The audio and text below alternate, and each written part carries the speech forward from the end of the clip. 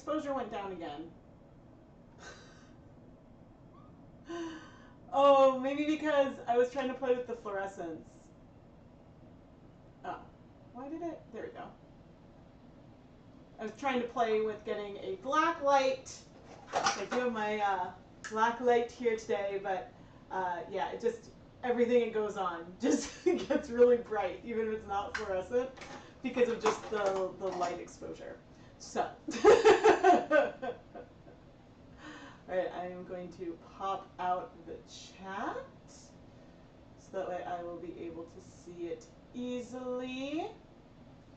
But hi everyone, I am Rebecca from ChemKnits, and today we are going to just try to dye some yarn with, I think, a 4% depth of shade of Blacklight blue, and I'll take some looks at it because there were some questions I had in Tuesday's video, and I want to include this in an upcoming video, but I don't think I'm going to want to show like all the step-by-steps. I want to say like, hey, I did it at a 4% depth of shade, this is what I observed. And so this is going to be the like longer scale process of what I observed. Now, Tuesday's video was sponsored by Jacquard. This video is not sponsored, but I did toggle the paid promotion thing because I did receive the dyes for free from Jacquard products, and I have a box of more dye that they sent me that should have all the new labels. Oh, Indy, I'll go deal with that. I have a box that I will unbox, and we'll look at the new labels of the dyes after we've got things started. But Indy is mad because I'm streaming. I'm gonna go, I'll go take care of him. Hopefully this will stop. He's doing much better, by the way. Hi, buddy. Hi.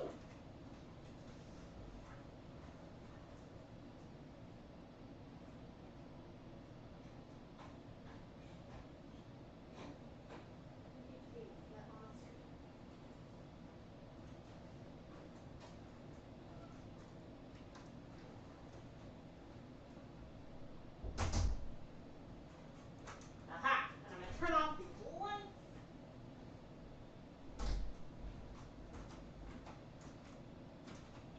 Nope, not that one. There we go.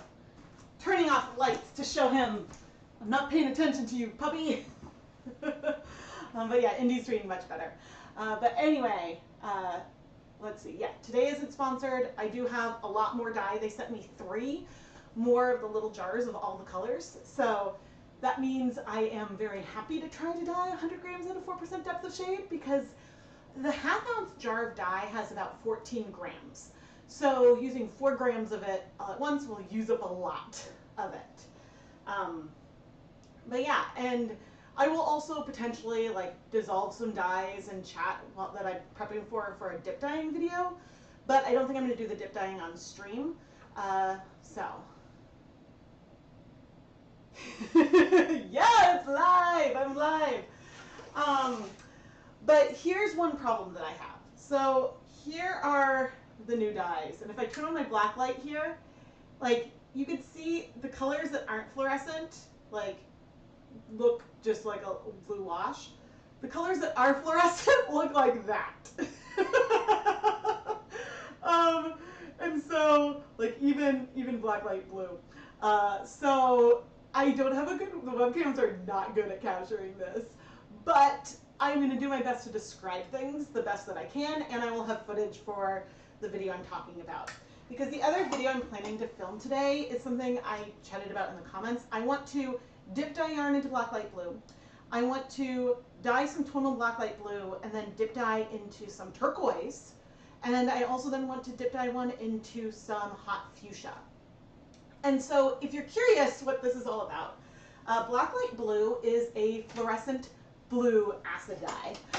So if I take this, it is fluorescent. It glows under a black light. And in comparison right here, Aquatropic, Aquatropic does not glow, Blacklight blue glows. Just so it's a nice comparison. But there isn't a black or like a fluorescent blue acid dye molecule. So Blacklight blue is a blend of a little bit of some blue acid dye with a fluorescent colorless acid dye pigment. And so that combination gives us the fluorescent blue. And the fluorescence we see is all about the ratio of the two colors together. Because if you add too much blue dye, then you're not going to be able to see the fluorescence. And so, but they did tell me, Jacquard told me that you can add some brilliant blue, which I'm not going to try today because brilliant blue is this one. Brilliant blue might be this color right here. It's a lovely blue, but not neon feeling. Oh no, that's not brilliant. I don't have brilliant blue down here. But turquoise is a bright blue that will be more neon blue leaning. So I want to try turquoise and add some turquoise to it. But this is turquoise at a 1% depth of shade. This is Blacklight blue at a 1% depth of shade. So presumably we can't get, I don't think we can get too close to this, but we'll see. We'll see how that goes. And this, I dyed years ago. So there's that for the like intensity and depth of shade. But so I want to see like how much more blue can we add to Blacklight blue in a very qualitative way with the dip dyeing, because then that'll tell me some information about, okay, let's try this in a more quantitative way, which will likely be another video where I do a more measured mixture of Blacklight blue with other pigments. The other color I want to dip dye into is hot fuchsia. Now, unfortunately, if you mix Blacklight blue, or if you mix that colorless acid dye that's in there with pink and red pigments, it kills the fluorescence. So something about all of that is just not great. And so that pigment wasn't able to be used to make a really lovely fluorescent purple. But we'll try, because I think that it's possible that like a little bit of mix could be okay, but we'll see. Because by dip dyeing, you know, at some point there'll just be a little bit near the top. And so like we'll be able to see if we're quenching it in a qualitative way in the first video, and then a subsequent video, depending on the results, I'll try it with a more quantitative way. But it's possible, like a lot of times when I mix two dyes, I start with like one, like, you know, 100% of each on the end, and then 75-25 of each, and then 50-50. That I think would be way too much if we're mixing Blacklight blue with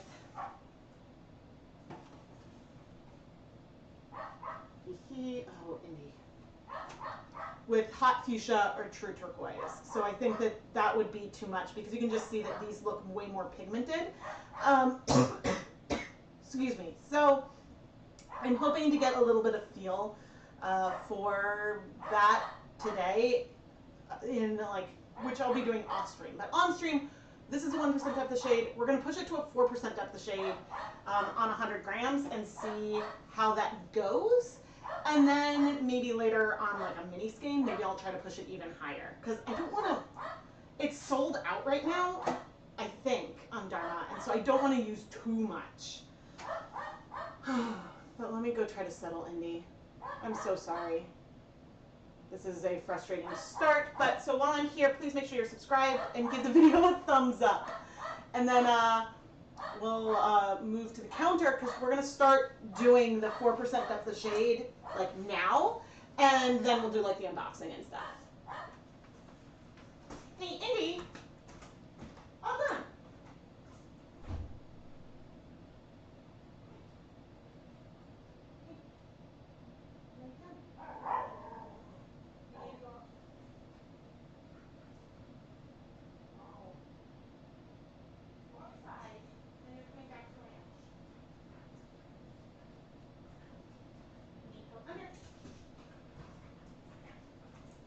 No idea if he'll show up on camera, or he'll just be a tiny bit of a fluke. Indy, let's go. Tiny bit of a fluke. We'll try letting him out, and hopefully he'll settle down. Indy. Go potty. Indy, go potty. Go potty. Go potty.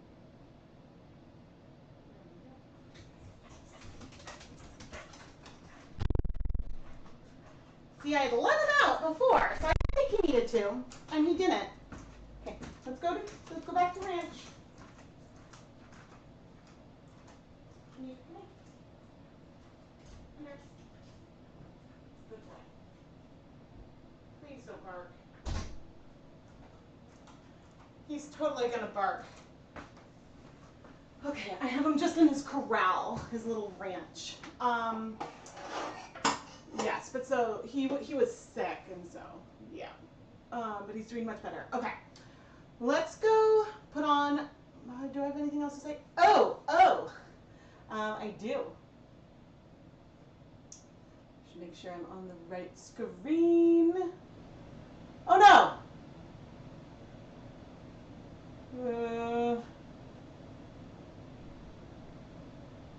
There we are, except I forgot to set this up. There we go. Aha. So I am currently shipping out the pre-orders for the 2023 Spring Mini Skein mini series. These are really fun yarn sets. Each set's going to have 5 20-gram mini skeins all dyed in one video, intended to work together. So unlike Hanukkah, where each of your minis is dyed in a different video, there's a lot of different yarn-based options from fingering weight through worsted. All of them are superwash. Yeah, they're all intended to work together, and there's a lot of fun extras. And the dyeing videos are going to start on June 5th. There's going to be a week of yarn dyeing videos in the evenings. There'll be 5 videos featuring mini skeins, and then 1 video featuring like a bonus 100-gram full skein colorway, and then a vlog is the plan. And so here's a nice little list of all the different bases with an arrow over it. I think the 4-ply sock is sold out, but there's still the 2-ply 75-25 sock, I believe. Yes, I think that is the only one that is currently sold out.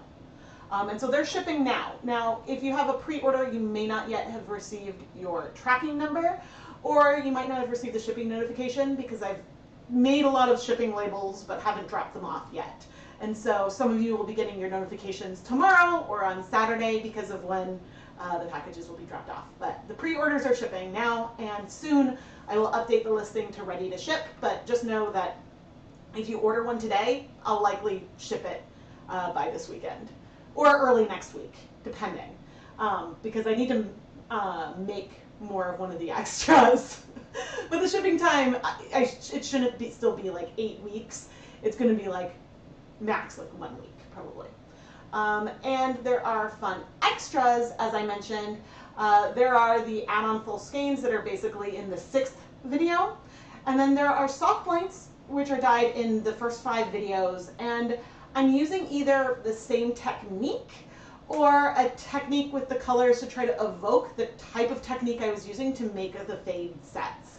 And so that's really, really fun. And so some of the blanks are very similar to the mini skein sets and others aren't. And so that's one thing I chat about in the videos. And then finally, there are the yarn mop add-ons. If I'm dyeing with dry dye powder, sometimes there's extra powder that I wipe onto yarn. Or if I'm dyeing in the kettle, there might be dye left that I need to soak up. And so those yarn mops are also from nights 1 through 5 or 6. There might be some from night 6. But everything is labeled with the date and the episode number, so that way you know when to open it. And the theme, which I believe I have listed here in tiny, tiny, spoiler warning, what's the theme? It's based around my favorite video game.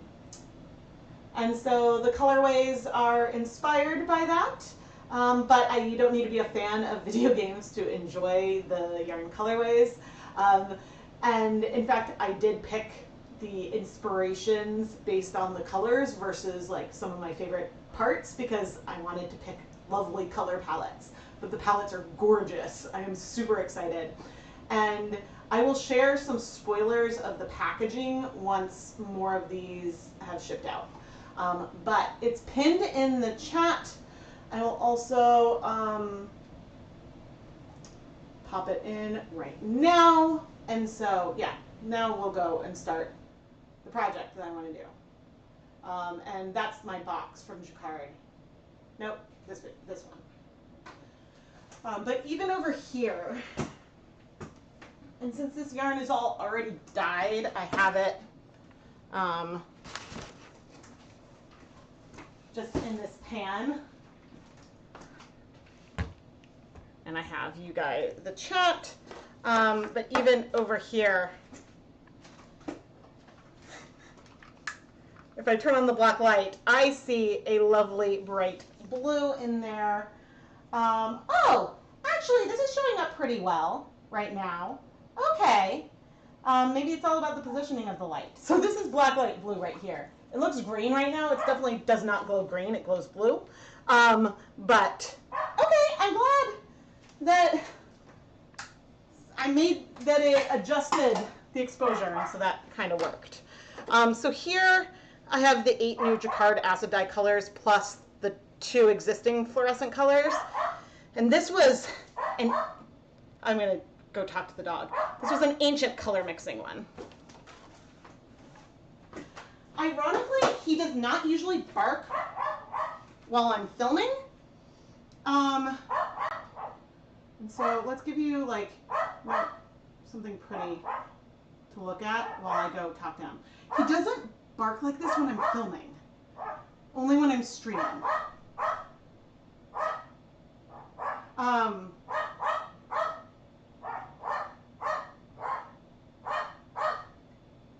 Oh yeah, no, the theme, I mean, I'll say what it is. I just didn't want to include the title of the video game in any marketing material yet.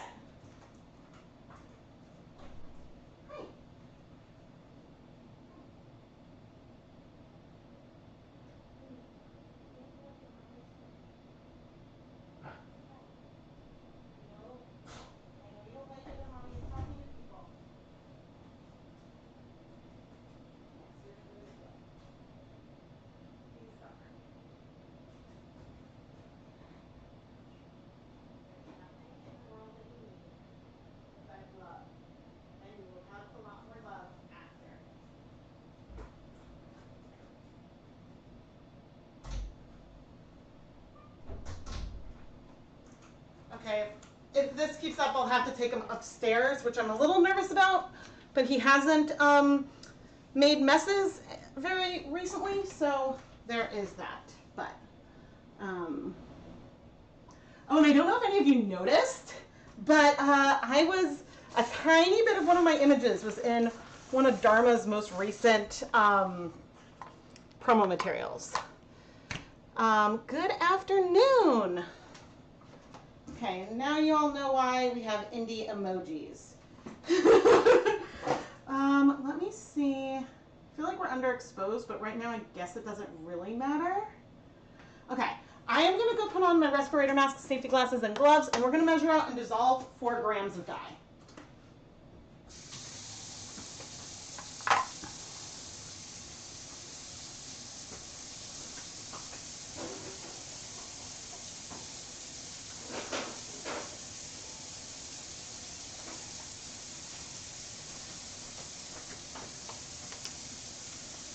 Grams of Blacklight blue.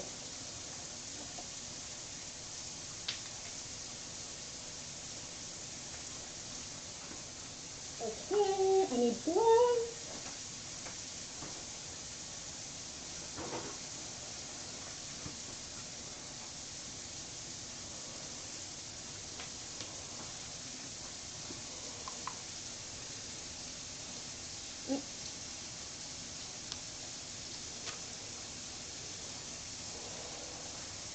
I'm going to film this as B-roll.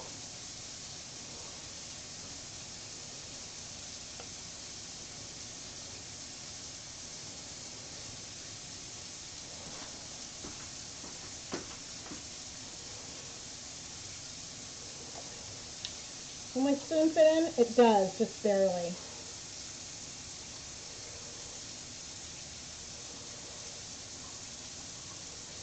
Okay. 4 grams of dye is so much. Woohoo. Now, since this is the only color I'm using right now, I feel okay putting dye back in the jar from where I'm measuring. If the cup were wet, then I wouldn't do that.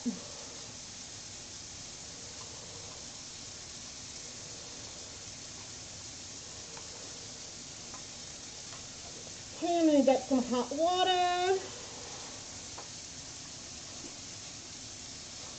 There it is on that camera.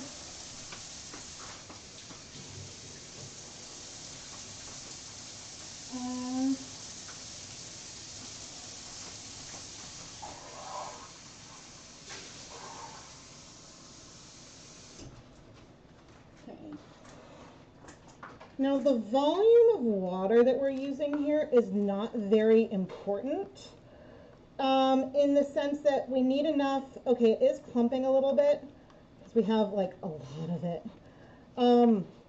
But it doesn't matter for what we're going to dye because we're going to kettle dye and use all of the dye.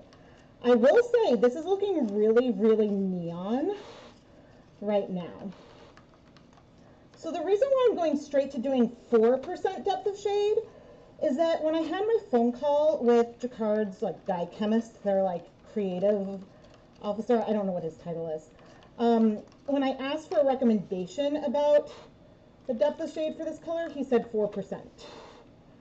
So that's what we're gonna try. Now this looks really nice and punchy. This looks really nice and pigmented. There's a little bit that's not dissolved on my spoon, but hopefully that should resolve pretty quickly. And in the meantime, we can start getting ready a dye bath.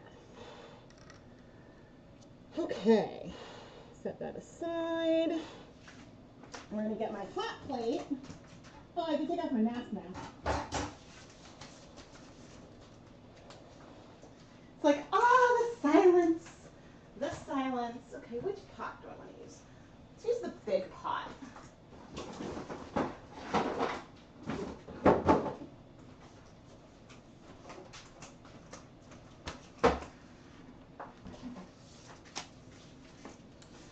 And we're gonna try the hot plate over here, but actually, before we do that,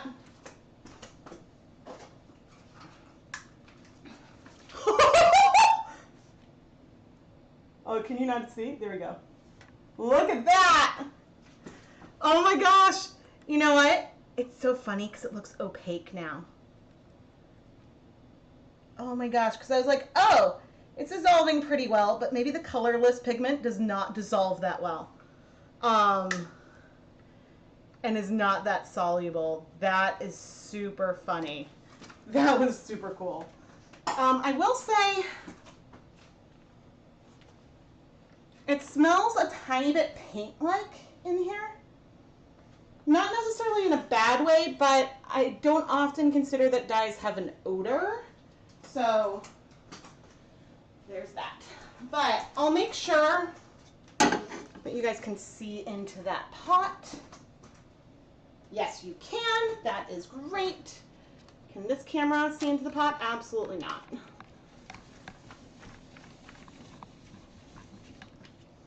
There we go. Now we can see into the pot. Okay, but we're gonna get some water.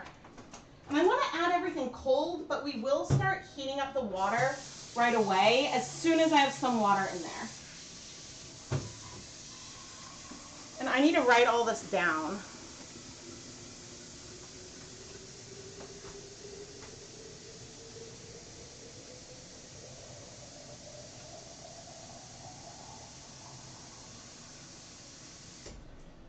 Oh man. But yeah, I really, when I was filming the very first look at this color, I wanted to give it the best possible chance. And so I did not want to, I did want to peek. Okay, so I have that on now. I did want to peek all along the way at the color, but at the same time, I was like, I really shouldn't peek because what if it's like underwhelming while it's wet? I want to be loud. I don't want to be disappointed with something I've been waiting for my whole life.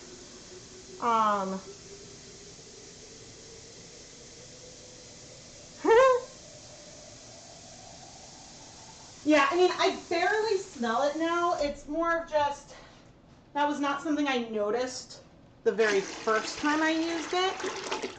And so that's why I wanted to point that out. Okay, let's record on the DSLR some B-roll.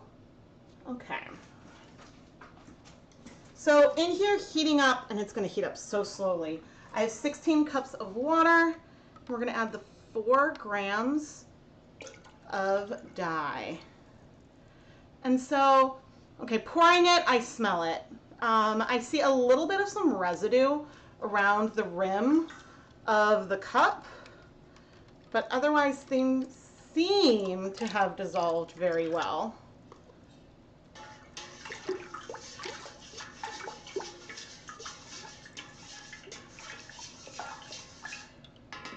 Okay, I'm gonna get some more water in here.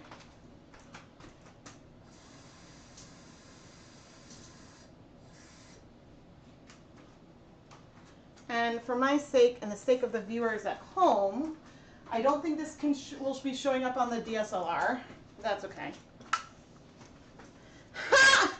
Okay, look at that. The like paper towel.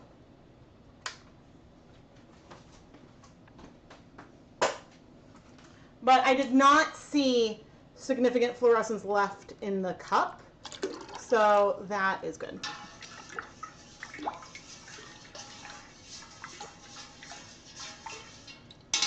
But actually, let's look at the pot.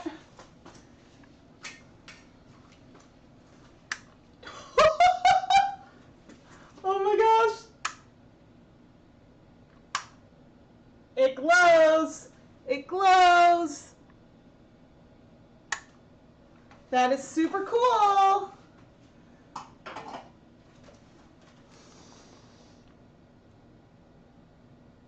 Hey Rebecca, note you might need to cut some of that last clip because I like showed a cup off screen in the middle. So just check. I leave audio notes to myself for when I'm doing time-lapse stuff. Okay. Into the sink you go. All right, and now I'm gonna get the yarn and we're gonna dye some stroll. And I want to add the yarn before we add acid. And so that's why even though the heat is on, it takes a while to heat up. So we'll check back in at different times. Oh, come on. Don't get stuck. There we go.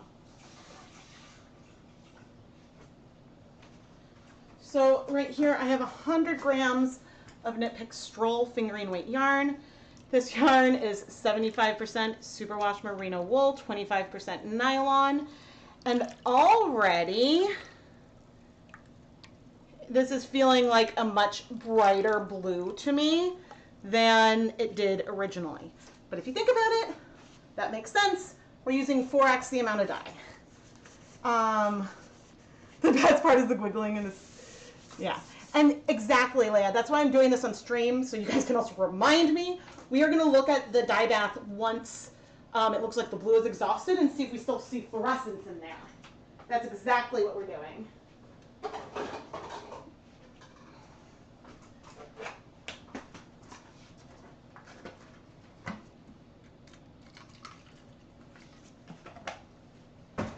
Okay, and so now let's do 4 tablespoons of white vinegar. We can add more if we need to.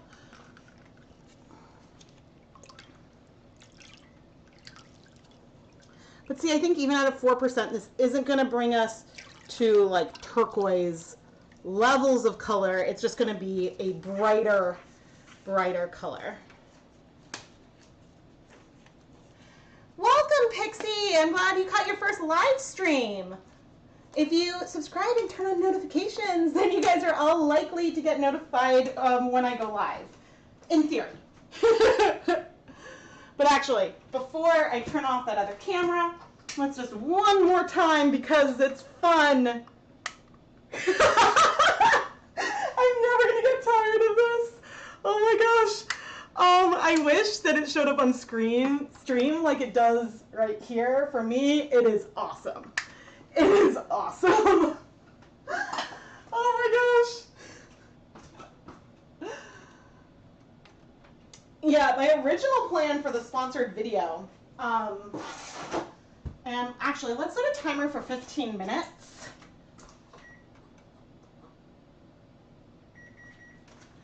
Because I think when I said it took 12 minutes for the blues to exhaust, I think that's once the pot was hot, but I don't remember. I'm going to get my diary. Oh no, where are you? Here it is.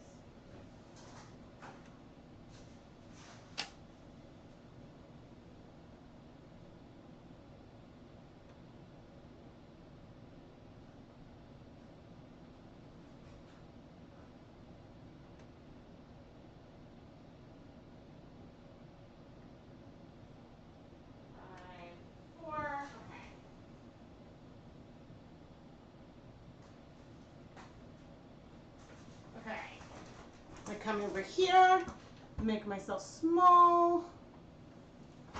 Hello. Okay, so we've got 4% depth of shade, 16 cups water, plus 4 gram dye, plus 100 straw, plus 4 tea vinegar on hot plate.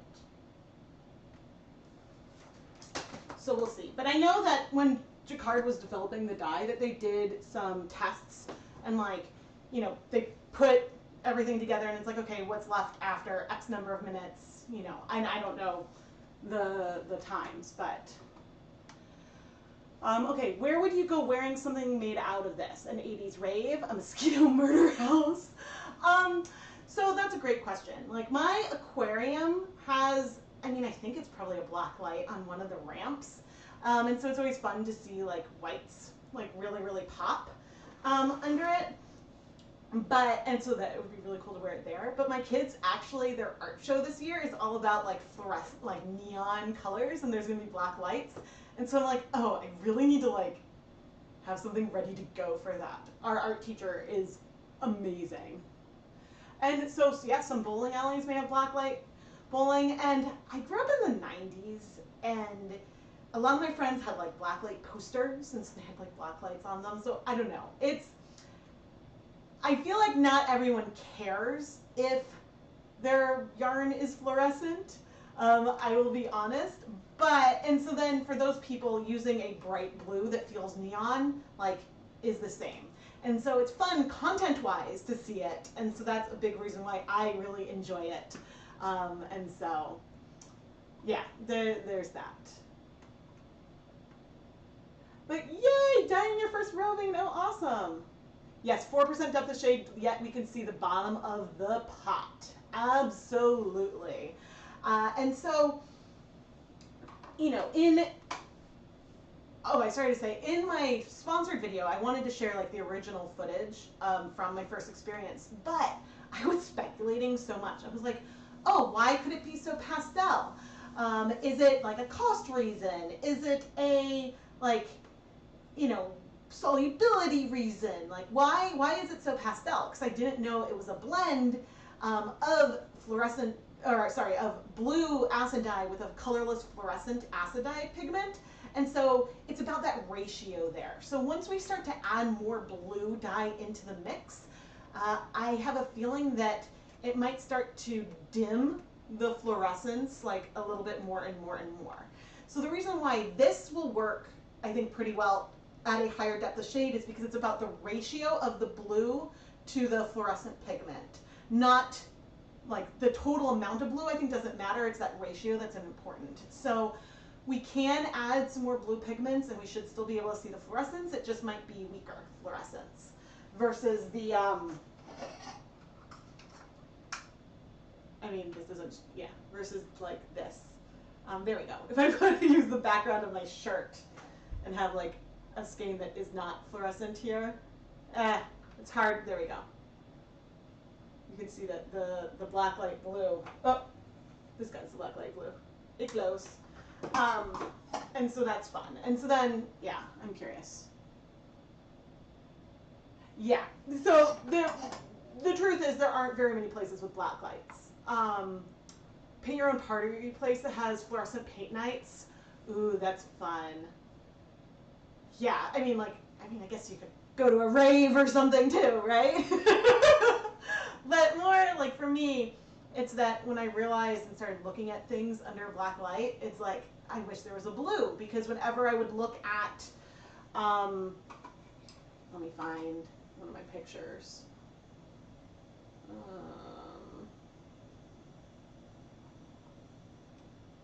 Okay, so this is one of the ones I used in my thumbnail.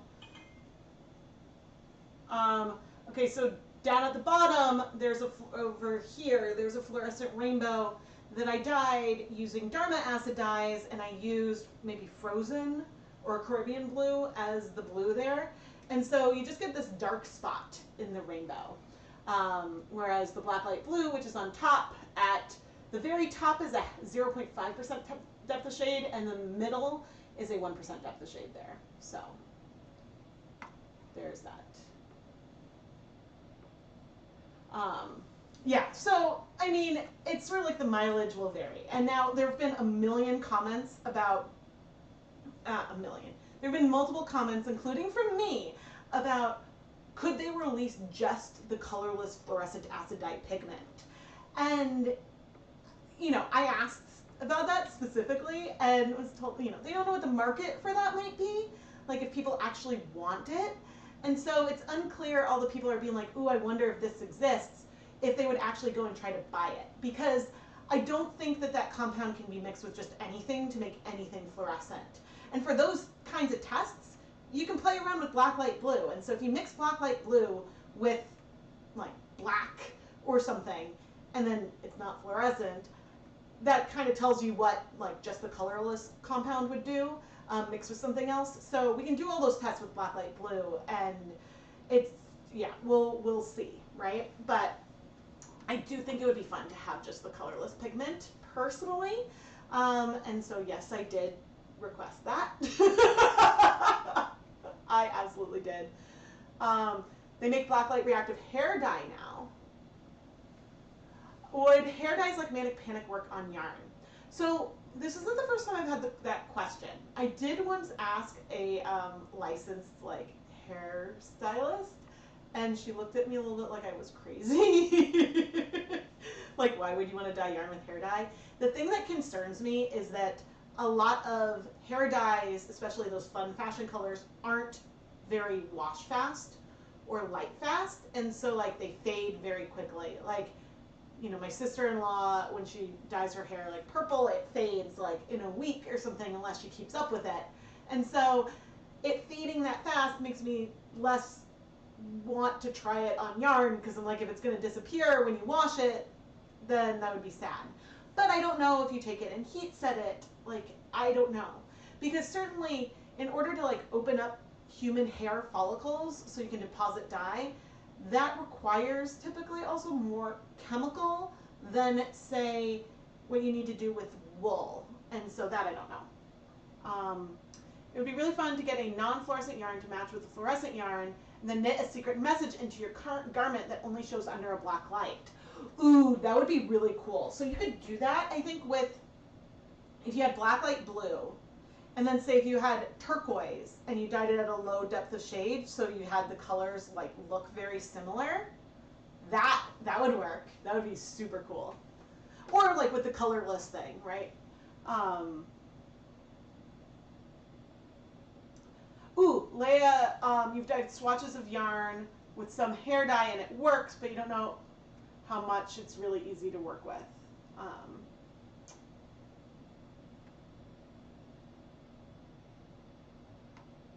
Yeah, it's possible that hair dyes might have other stuff. Now, I do technically have in the house some,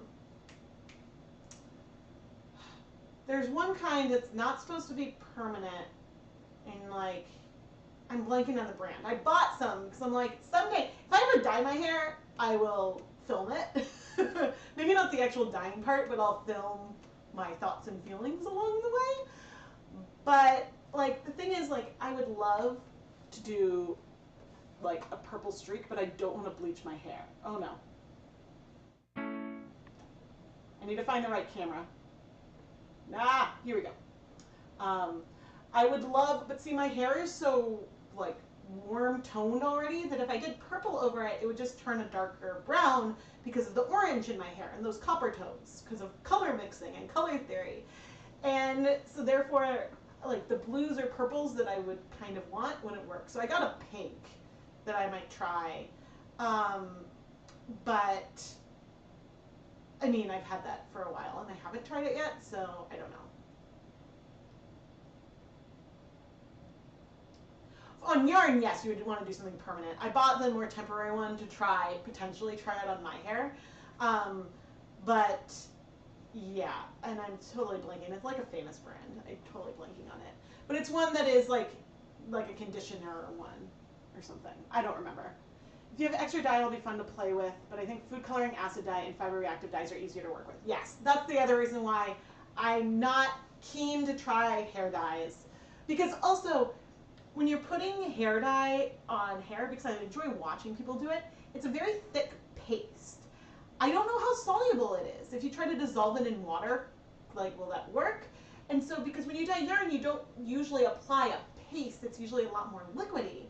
And so, that I don't know. Mixing fluorescent and non-fluorescent yarn in a tapestry weaving could make for some amazing art. Yeah, that could be so, so cool. Because it could be subtle and then all of a sudden not subtle when you turn on the black light. There's a lot of fun things that you can do there, and so yes. Okay. Did I set a timer? I think so. I can go back to 2 cameras because I don't think we're that hot yet. Oh, but you know what I can do now? I can do my unboxing.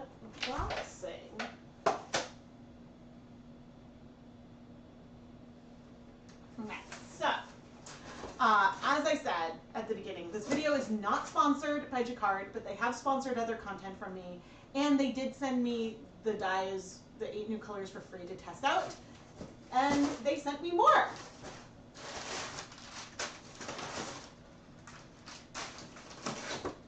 And by more, I mean, I got a lot more. So let's see. Which color are you? Okay, this is fluorescent yellow. And I think that these little boxes are 3 packs. Yep, 3 packs. And do we have the new? Yay! This is fluorescent yellow. And it's got the new black label to show that's the fluorescent color. So I don't know, I did peek in one of these. I don't know if the existing fluorescent colors have the new black label yet in what they sent me, which was the whole reason why they were sending me chartreuse and hot fuchsia, but I'm not going to say no to free dye. And so there's a black label as compared to, pick one. Okay, we've got Vivid Violet here. And what's funny is like the color on the like purple looks like, if you look at the color of like the little ribbon on there, that's not what I would believe because it's not an eggplanty purple. But you can see that this has a white label versus the black label of the fluorescent lemon. So this is Vivid Violet. And, oh, dog. Oh no, I lost it. Vivid Violet is missing. Maybe it's upstairs. I'll go find it. Oh, Indy. Okay.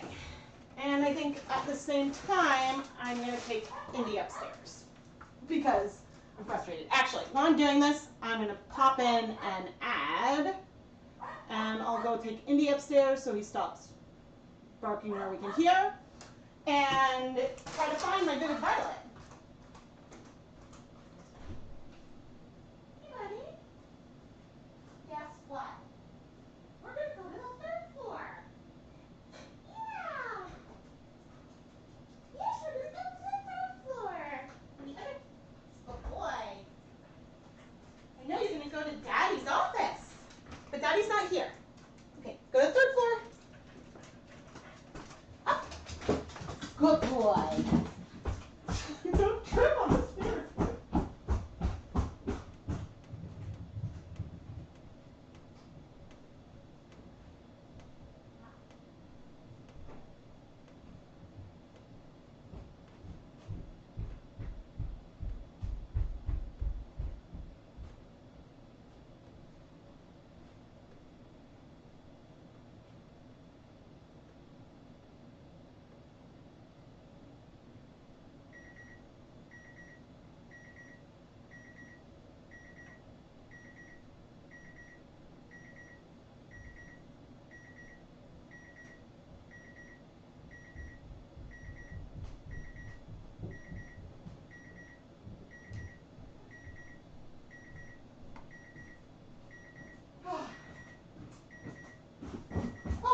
minutes. The timer.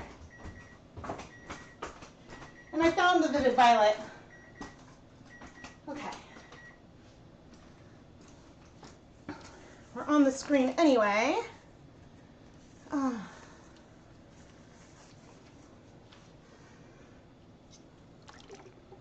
Okay, the water is getting warm, but we still have a lot of pigment, and it's just warm. It's not anywhere near 200 degrees.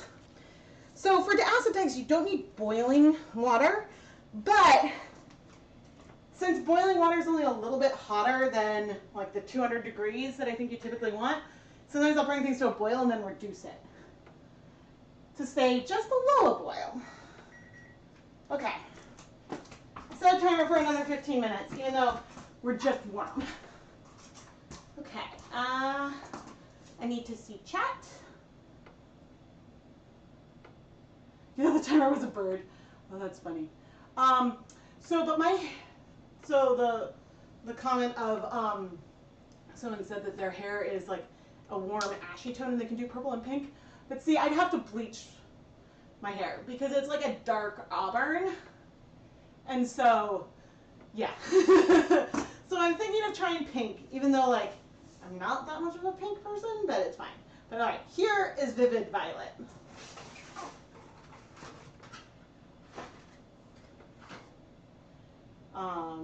And so I guess, I mean, you can barely see the stripe on there. The tone is pretty close, especially I think if you were going to raise the depth of shade of this above 1%. But Vivid Violet isn't marketed as a fluorescent, even though it does glow, the pinks in there glow. Let's see. Fluorescent Orange.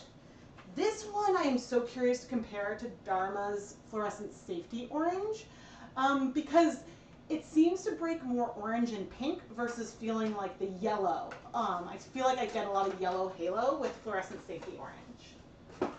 Who are you? Fluorescent Red. This one is sold out in all the sizes on Dharma.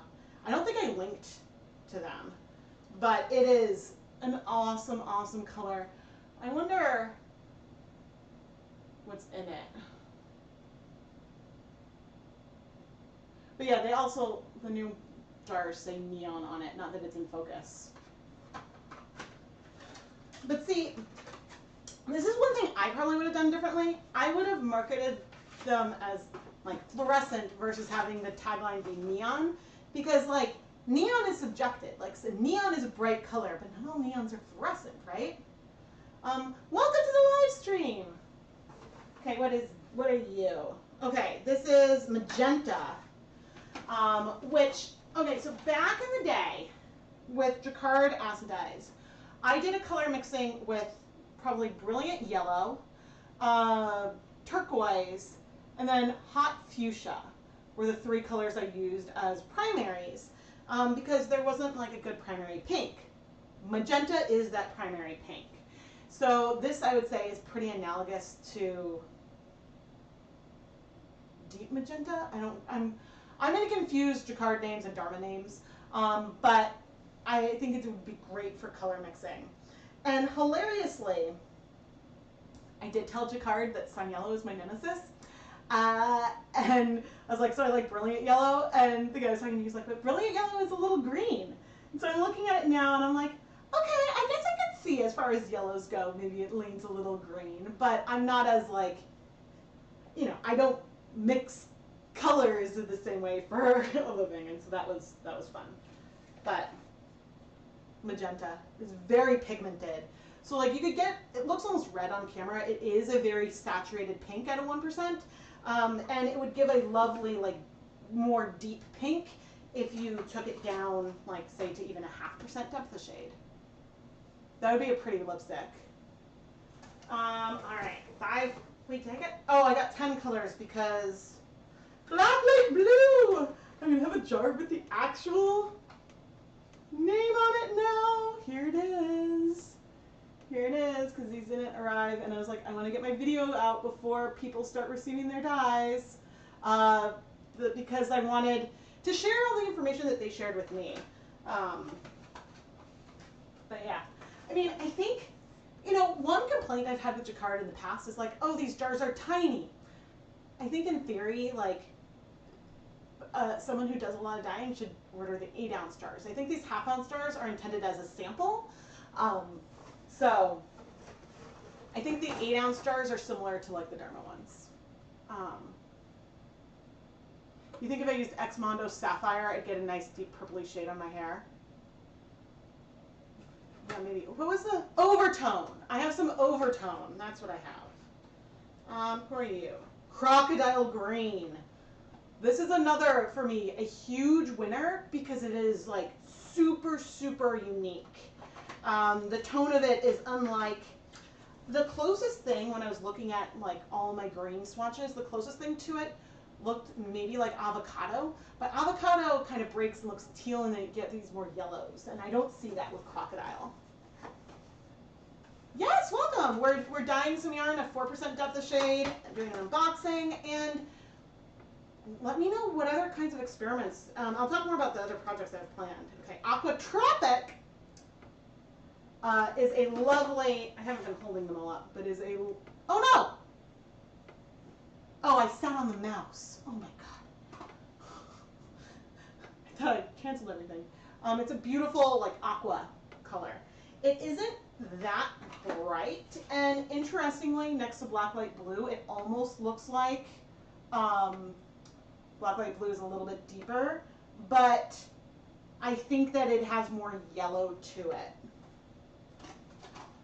I like these little boxes. Of course, I don't know where I'm going to store all these. Oh, and I have another story time I can share. Because I tested out dyes for another brand. That the other brand no longer exists, so I can totally share all about that. Okay, chartreuse. So see, this should have the black label now and have the like neon label on it, which is why they were going to send me some. But I have a feeling that they probably still have stock of the chartreuse, and I think this last one is hot fuchsia. Yeah, I think they probably still have stock of these two colors, and so they haven't put into production with the new labels yet. But the funny thing is that the reason why they were sending me these was so I could have the black labels of all of them. And they were only, I think, going to send me like one.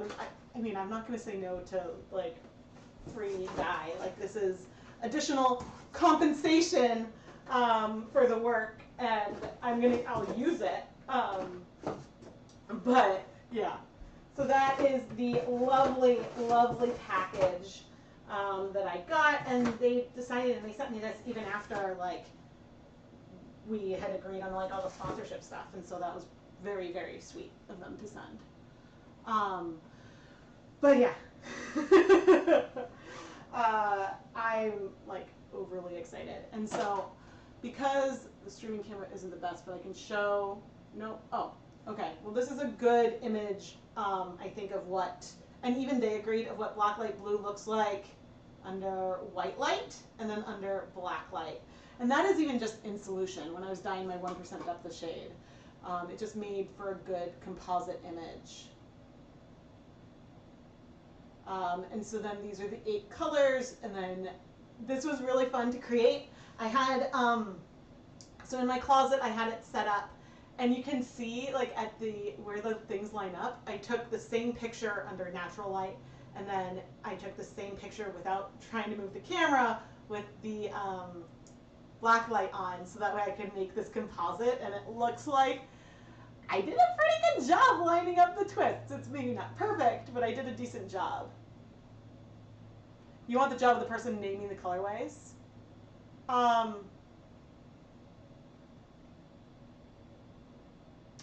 Has anyone managed to buy the Jacquard in larger packaging for indie dyers? Yes, people have. It's just the 2 new fluorescent colors are sold out. Oh, right, and I have this here with the names. So the fluorescent red and the Blacklight Blue might be sold out, but we can go shopping and look. Nope, here we go. Because I prepared in advance so we could go shopping. Okay, so this is Jacquard Acid Dyes on Dharma's website. The new colors are down here. And so at the ½ ounce, the fluorescent red is sold out, and then there's the 8 ounce tub. and then the 1 pound tub.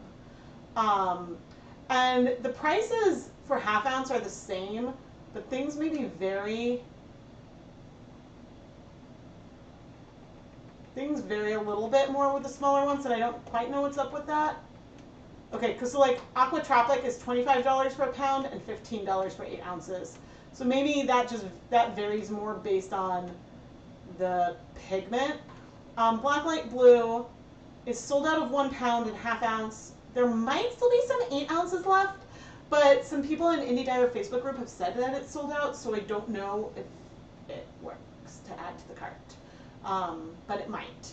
But the jars are larger because 8 ounces is much bigger. The jars that I get from Dharma, when I usually buy 2 ounces of dye at a time, and sometimes they come in slightly taller jars, which maybe would fit like larger quantities. So I don't know how big the 8 ounce tubs are. I mean, I suppose, probably like this. Okay, so if this is the half ounce, then you get an 8 ounce tub like this, and then a bigger 1 pound jar. So, answered my own question. And so the dyes should be also available through Jacquard. Let's see. Where's shop? Wait, where do I shop products? No, because I'm not. Oh no, here's the shop because it's small. Can I get? Oh no. I want to. Online store. Here we go. Okay, dyes, acid dyes. And so they sell acid dyes in 8 ounce and 1 pound and 5 pound on their website. But I think, oh, it is showing up as available now.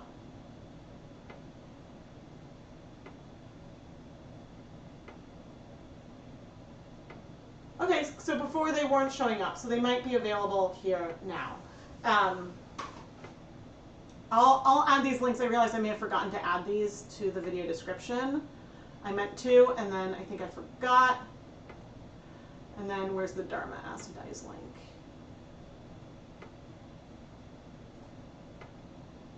Whoops. And I can come back up here. Yes, here. Okay, I've added those into the chat. You bought the 8 ounce of blue from Mr. Percy, from Jacquard or from Dharma?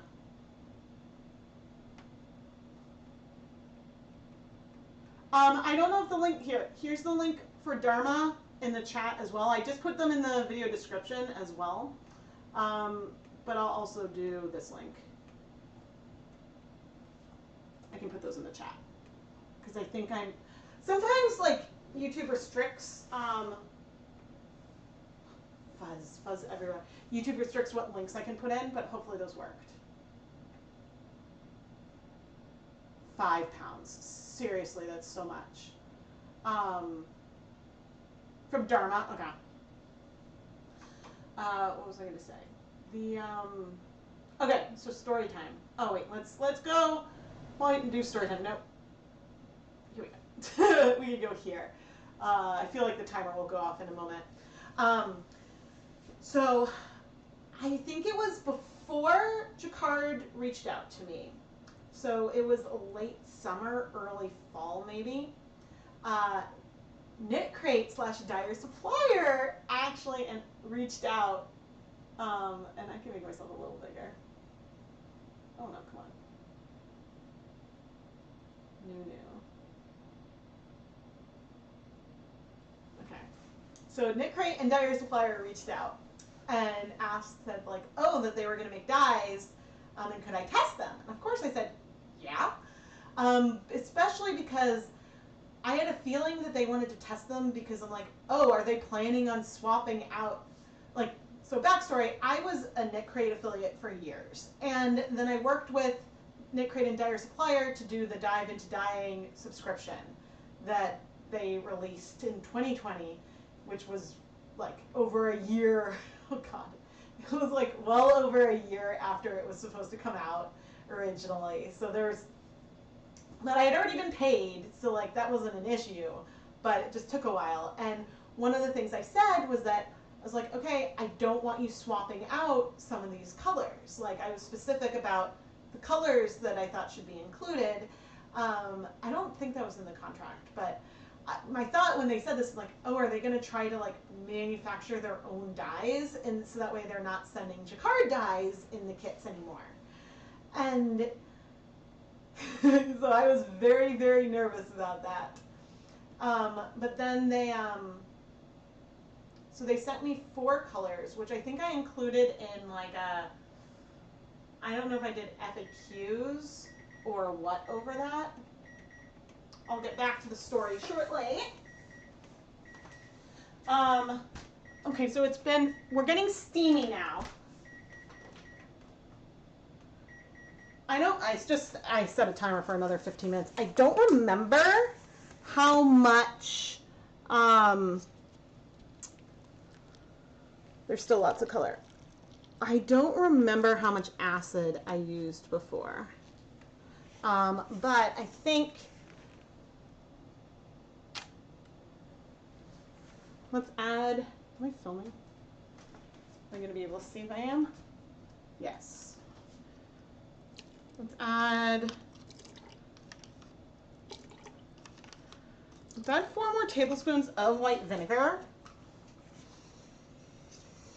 And Rebecca, this has been like 15 minutes, about half an hour since I added it, but we're still not that hot. But we can do this out of curiosity's sake. Oh, interesting. So there is maybe some fluorescence left in the water. But there's definitely fluorescence in the yarn. And I'm seeing more of that in the yarn than in the water. Ooh, so this makes me curious about, because if I dip dye, will the fluorescence be concentrated at one end? Ooh, that might be interesting. But that's something that, well, in theory I'll do later today. But probably not on stream.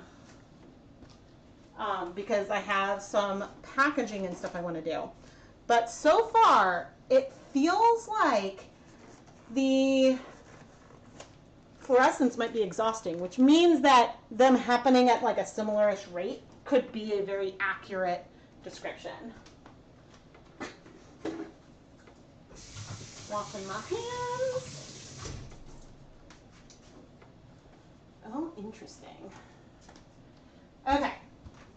Back to the dyer supplier. Where's my 2 camera? Dyer supplier stories.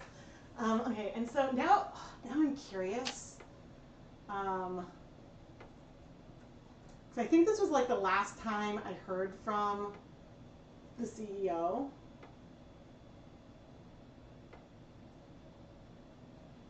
So yeah, it was August.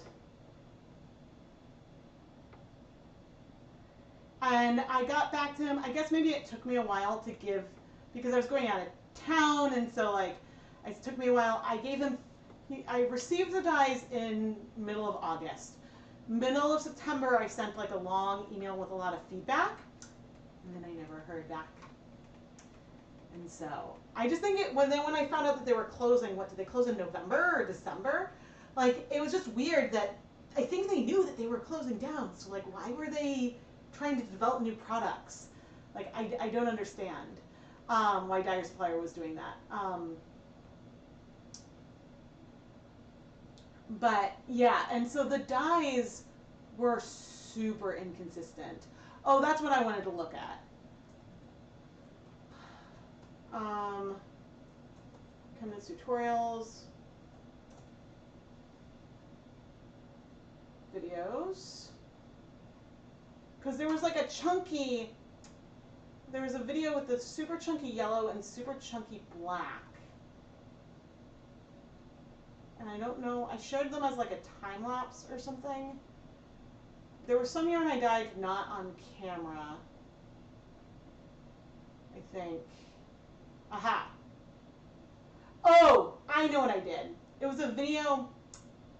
I used the yellow and black in here, in this video, which I think has a timestamp. But, okay, so I just dropped the video into the chat. And so I used, like, me trying to do something with these dyes that were milled super chunky. I was like, well, maybe it'll lead to, like, fun speckles or something. Because the dyes were more like Easter egg dye tablet crushed levels of chunk. Like, there were large chunks that I couldn't easily break apart. And so I'm like, can we take advantage of this and get some speckles? And so I used that footage, because I couldn't talk about the dyes yet, to then talk about the new bulk bare yarn ordering system from Knit Picks, because I was like, why not, right? And so it was a way for me to try to do another test, and then, yeah. Oh, I think the higher-ups knew how bad it was. I think the higher-ups knew how bad they were. Yeah. Yeah, and so, I mean, because I was talking with the CEO of the company. And so I sent all this feedback. I gotta find my email again. And never heard back. So I was like, I'm happy with the depth of color, because I was, and the dye struck pretty quickly. The red seemed to work well. They didn't seem to break, and so that was good. I was like, the dyes were milled inconsistently. The red and blue were milled so fine, like they were unclumping, and the powder kind of went everywhere. It would be really hard to speckle with it. It was like powdered sugar, except powdered sugar could kind of stick to itself, and it wasn't sticking to itself. So it was not my favorite dye consistency. I like dyes that I can like grip it a little bit and have a little more control over where it lands. And so, because I have no idea with like what fillers or anything go in. And then the black and yellow were made up with large, hard clumps, more like rock salt. These large clumps didn't dissolve easily and were frustrating to work with. So then I tried to explain the dye consistency I liked, and you know, I was like, overall I like the colors, but the textures of the dyes themselves use more work. I don't know anything about how dyes are manufactured, or so if there's fillers or anything that cause a texture difference.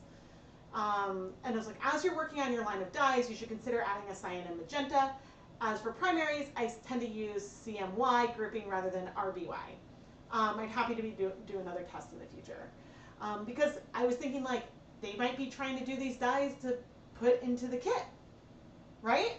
And like, I was just like, the things I did not consider when I was doing that, especially for something that was marketed with my name, is that, like, I didn't think about having things in the contract for, like, you know, what happens if, like, we have a falling out, like, you know, like term limits. You know, there's things that maybe in retrospect, if I was going to do something like that that's marketed with my name and face, that I would do differently in the future. Because I had no control over the pricing or then changes that they made.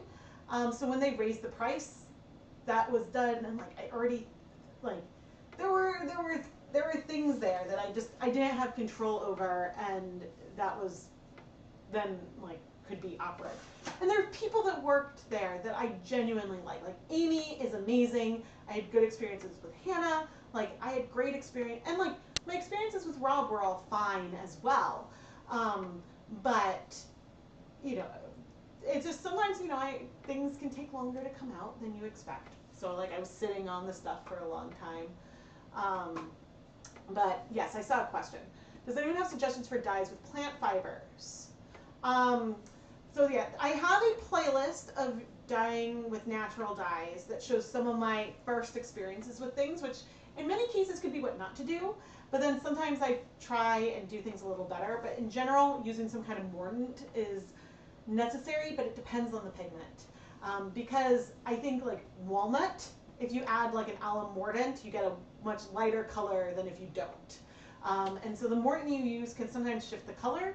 Sometimes it can shift the amount of color that it absorbs. So it really depends, because unlike something like an acid dye where the class of molecules are more similar, when you're dyeing with plant material, the things you're extracting, those molecules, are vastly, there's like a more range of differences in them, a range in size and all kinds of things, so they all behave a little bit differently.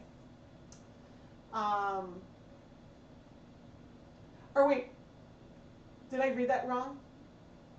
For plant fibers, not natural dyes.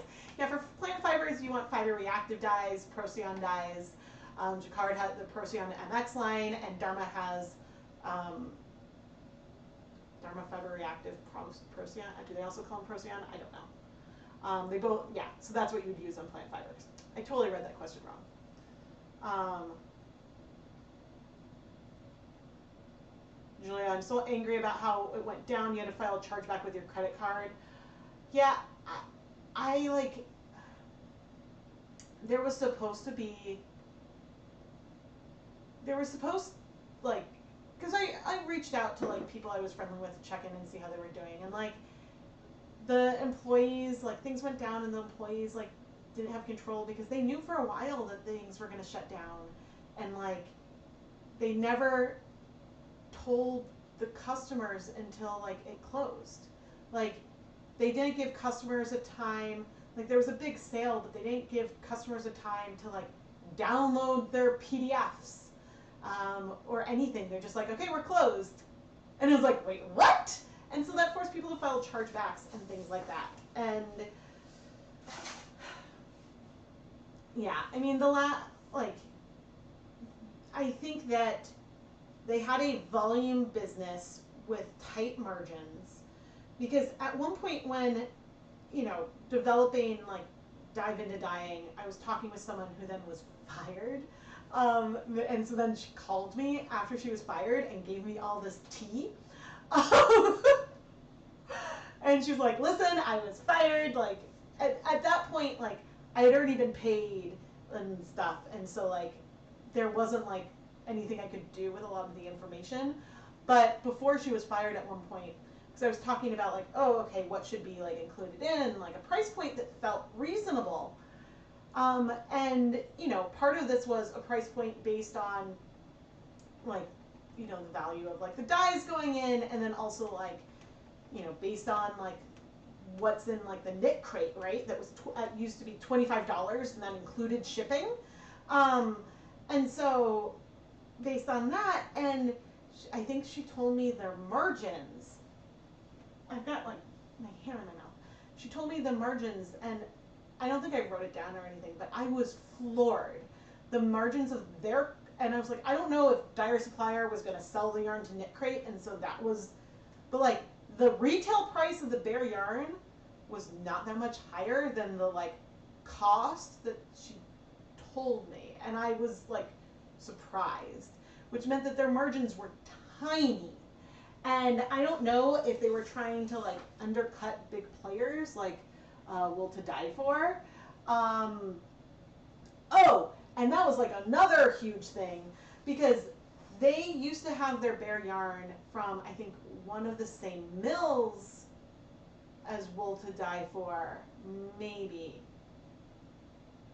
And then, I don't know, but then they had to change mills because I think, like, I don't remember if it was Wool to Die For, but then they had to change mills because, like, and so they could still get their dyed yarn from that mill, but not their undyed yarn, and so, like, there was just a lot.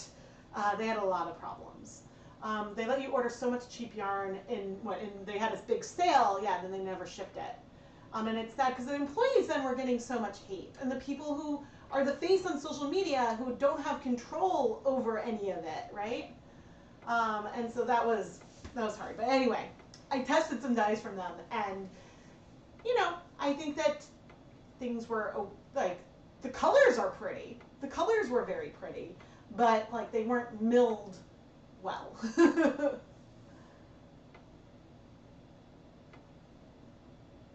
Yeah, and then, of course, I'm sad because, like, there were times when I was like, should I stop accepting knit crates to unbox? And they were going through troubles and people were unhappy. And I was like, you know, like, I think if I was, and I've said this at times, I'm like, if I was a paying customer, I might not pay, but I'm going to continue unboxing them because they've said that they're going to make changes, and so I'm hoping they're going to make changes, right? And so I was hopeful, and like they've had many things that they did over the years that I thought were stunning, and yarn blends that were unique and beautiful. The colors got a little boring but they were just starting to bring in speckles and variegated yarn back, and so I was starting to get really excited again. And I think that the cost and volume just weren't sustainable. And then with shipping prices going up, like, that just makes it hard. So we gave them the benefit of the doubt for so long, and it put me in like an awkward position whenever I was unboxing, and with also because of like the pandemic and supply chain issues, and like, you know, there were times when they literally had containers of yarn shipping that couldn't come in because there weren't enough like people to get the yarn through customs, and so all that is super frustrating, and legitimate. It's just, it took them, I think that they kept trying to pivot, and I think that their cash flow was not good either. But all right, let's go check on the yarn now.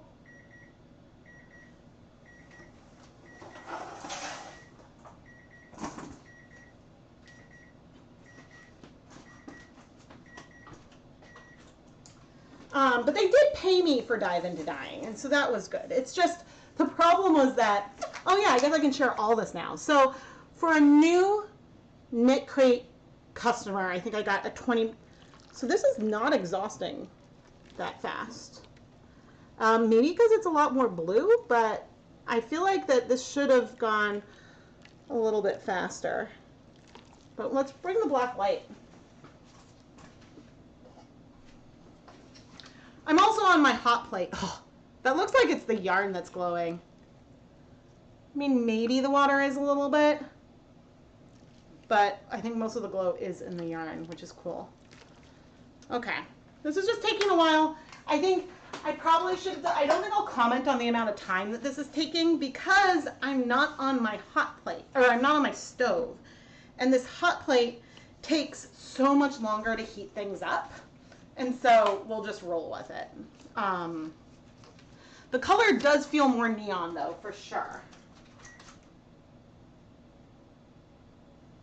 But if I was on my gas stove, by now I would have hit a boil. And so I don't know how high this needs to go, but that's why it's taking so long, both because of the time, but also potentially because of the 4%. I mean, maybe that colorless acid dye is taking more time.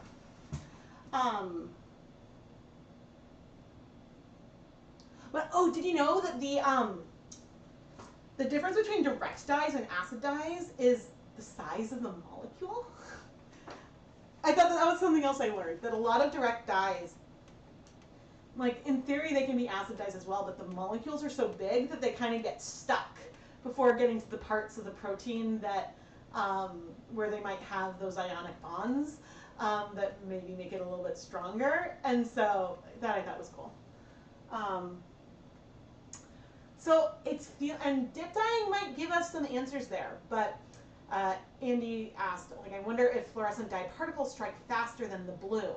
And that's what it's seeming like. And so if then we dip dye, what would we expect, right? Because it depends on the overall rates, but because they might be striking at different rates, we might see more fluorescence towards the deeper end and little to no fluorescence at the lighter end. And like maybe the blues would be more even if, you know, the blues are taking longer to strike. So yeah, I don't know. I don't know what we'll see, but we'll try it in like one kind of situation and then we'll see. I could put a lid on. I mean, at this point, I'm kind of committed. I don't really care. But so I don't know if it'll clear while on stream. At some point, I'll probably have to stop streaming. But yeah, that was some tea for some other dyes. And so I do know that I think that the samples that I had originally were mixed by hand in the lab versus I think they have like production equipment to like blend and mill everything. But yeah, I'm excited. I'm excited. Now you want to get a collection of images of all the chemical structures of various dyes and fibers and how actual dyeing works. Oh my gosh, yes. But the problem is that there isn't a lot known about the actual chemistry and interactions of the molecules with the yarn. And part of the reason from that is that yarn or fabric dyeing is one of the oldest art forms, right? As long as there's been textiles, people have been wanting to add color. And so there's fabric that was dyed with indigo that is, what, thousands of years old, I think? Yeah, like there's really, really old fabrics that exist today that are dyed, and that's really cool, right? But because of that, a long time ago, I had like a blog, like knitting project of the day. It was KPOTD. Didn't take off. Just put a long time into it. It's fine. It's good. I made it a year and a half maybe, daily posts.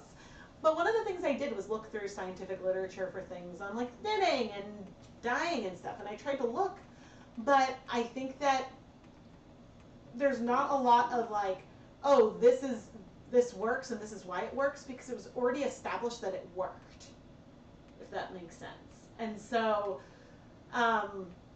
now I could be wrong, and I could be able to like go through and like do some deep dives into literature again, but there's so much out there that talks about different dyes that it was hard to find like original literature about mechanisms and things like that. Yes, a long time ago in a dying galaxy far, far away. Exactly. And so that's something that I would be very, very interested in. But, you know, I don't really know. And so I don't know, and like with fiber reactive dyes, like when the other thing I don't really know is, because you can get a covalent bond between them and cotton, but do you need,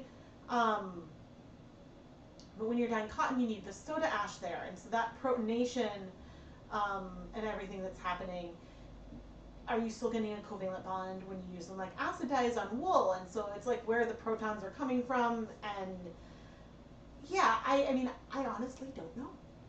I don't know. And so, yeah. There's a lot that I don't know about the actual like mechanisms of it. But you certainly, I mean, I would probably have better luck rather than just searching the literature for, say, acid dyes, if I was to go and have the name of the pigment.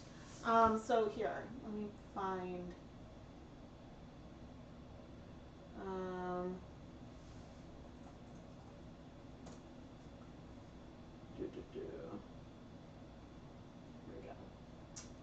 with browsing, so let's see. On one of these instructions, here we go. Okay, so here, for example, brilliant yellow is acid dye 19. I think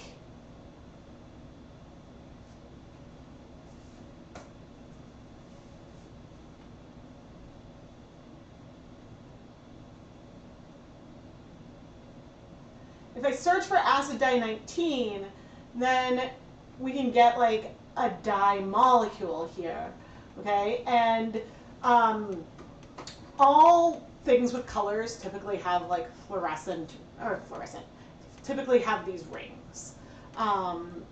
Aromatic rings is something that is like a feature of things that are color because of the way those absorb light. And so, yeah, and then so like this, and this probably has this definitely has another name. Like technically, any like organic compound, there's rules for naming, and you can have really, really, really long names because it talks about like all the different parts of it. But so if I were to search the literature, and there are ways you can actually search literature by a molecular structure as well. So I could, oh my gosh, it's been like decades, not decades. got my PhD in 2008, almost decades, since I did a literature search searching for a molecule. And so you could do it by the name or by the structure. And you can draw it into the software, or even, yeah, those are the two ways that I would go about it. And then you might be able to find some literature about this molecule.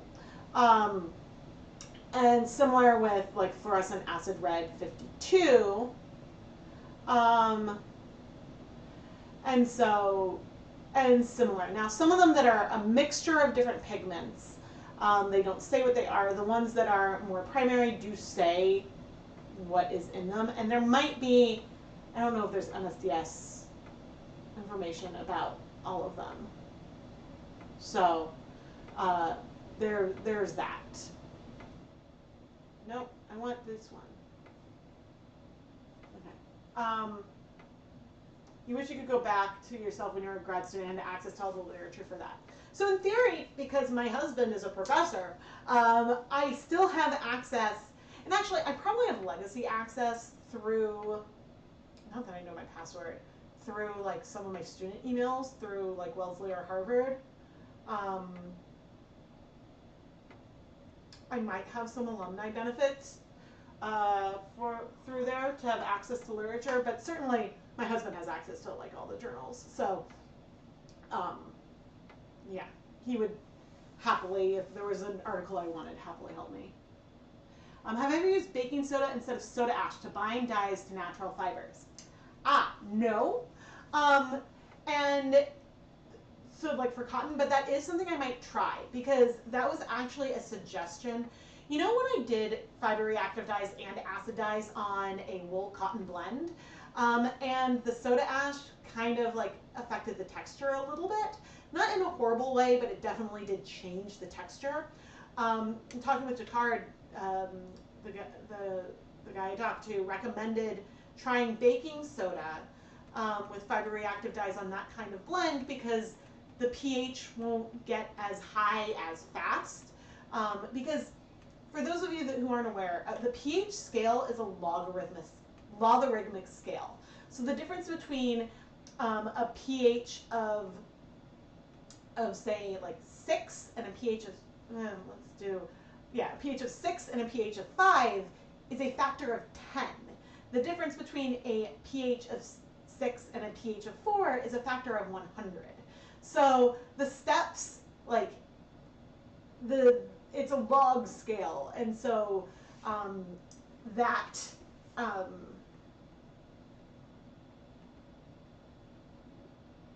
in terms of like the concentration and stuff, and so therefore like the difference of like 1 is like in a pH is a big difference, and so I might try that again using baking soda. I don't know how much to use. I haven't looked that up, but I would try it, because that should be gentler on the wool parts of those blends.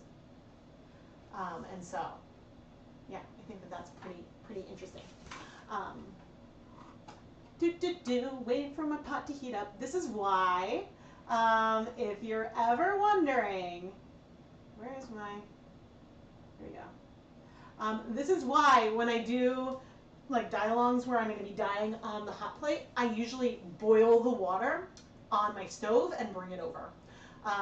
Because once it gets warm, maintaining the temperature is fine, but it takes a long time to heat up, and then it can take a long time to heat up a pot as well. It's definitely steaming though. I just think that it's not going to clear quickly. Which is odd, because it's not that much blue.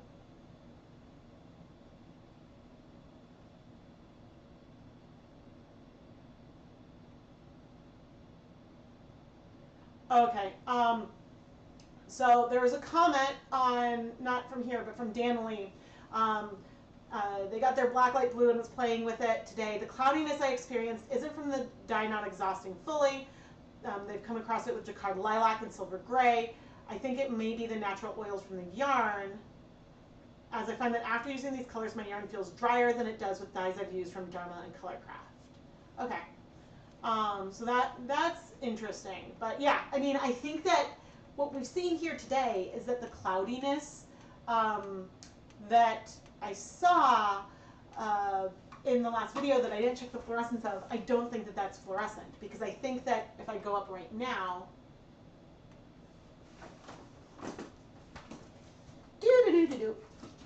sing song, put on a glove, get my black light. Oh, I'm seeing, are we clearing? Yeah, the fluorescence is, we're clearing. It's slow, but there's a lot less pigment in here. So this blue is definitely fluorescent. But let's bring over, for comparison, oh, I don't want to put that up there. Now, granted, this is wet, and this one is dry. Oh, come on. So this is our 4% depth of shade and a 1% depth of shade. Don't want to get that wet. So it's definitely darker, definitely feels more neon, but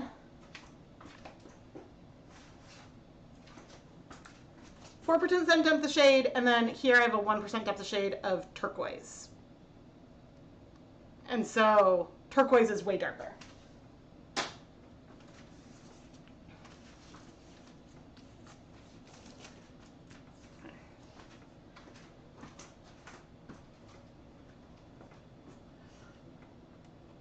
I'm going to film a voiceover. Voiceover, Rebecca, I don't know if you're going to do this as a talking head, but just in case. I put on my deluxe rubber respirator mask, safety glasses, and gloves, and measured out 4 grams of the Blacklight blue acid dye. So that way we could dye 100 grams of yarn at a 4% depth of shade. This is a lot higher than I typically go. Usually I stay around 1%, but I did talk with Jacquard about the optimal suggested depth of shade to use with this color, and they did recommend 4% to me. So we could try pushing it further in the future, but for now we'll try the 4%. In my dye bath, I had 16 cups of water. I added the 4 grams of dye, 100 grams of Knit Picks Stroll Fingering Weight yarn, that is 75% superwash merino wool, 25% nylon. And then I started off with 4 tablespoons of white vinegar and started heating everything up. After a little bit of time, I did add more acid, more vinegar, but it did appear that the,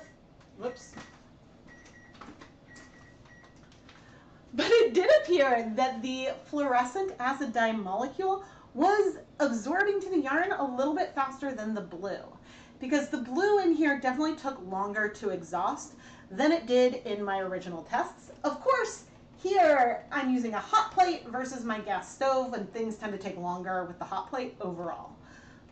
But in general, I think that the cloudiness that I saw when I was dyeing the yarn at a 1% depth of shade likely wasn't residual fluorescent acid dye, because even when I see a little bit of blue, I'm not seeing a lot of fluorescence left in the dye bath. But this makes me really, really curious about what we might see if we dip dye yarn into Blacklight blue. And for that, I think we might stick with a 1 gram of dye for the dip dyeing. Okay, that is a little bit of something. I can talk forever. Okay, and I want to get some footage of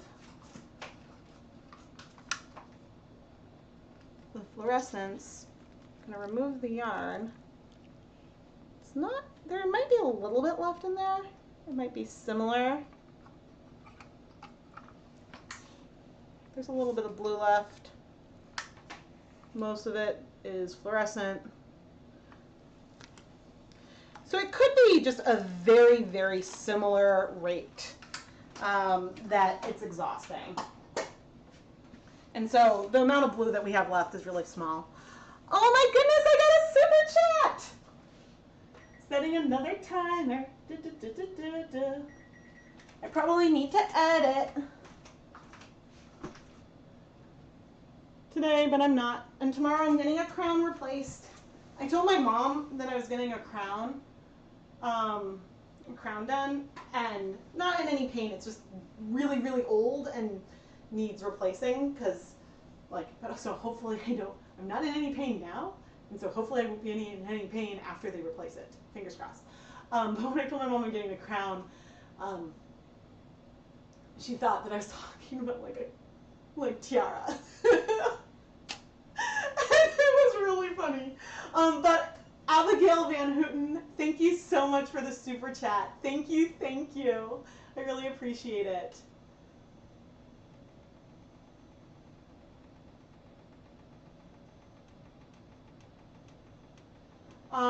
You use pool in pH increase for dyeing yarn.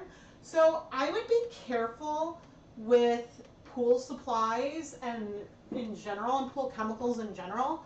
Not saying that what you're doing is necessarily wrong, but I, as like a content creator, I wouldn't recommend it because I don't know what else is in there, and because those can be very, very, very strong.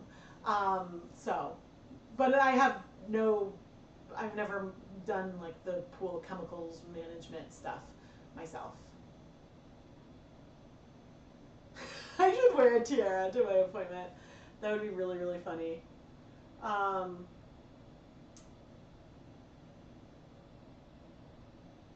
But yeah, I'm curious what the baking soda might do. But yeah, okay, it's almost 11. I don't want to have to say goodbye, but I probably will have to say goodbye. So I don't know now. I was hoping to do some dip dyeing today. So if things are taking this long, then it might not work out. Because honestly, when did I start this? 9:15, and we're almost at 11. I mean, I suppose like it's not that it's been like that long that it's been in there. It's just taking its sweet time. So hey, at least we have this. And you know, this other video I'm thinking about, I don't know when it'll be released. And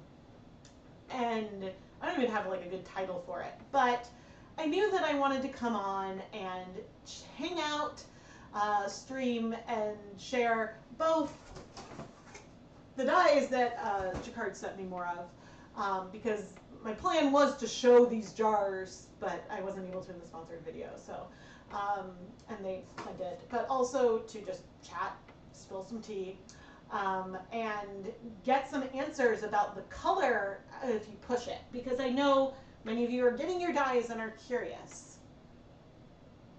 You don't leave your yarn in very long, 10 minutes generally. I mean, I haven't tried doing short times with fiber reactive dyes, but in general, I typically use at least 30 minutes to heat set. But I guess like I don't know your other conditions that you're using for your dye bath and stuff. And so like if it works, then it works, right? My phone is gonna die. I have not yet wordled. Oh my gosh, okay,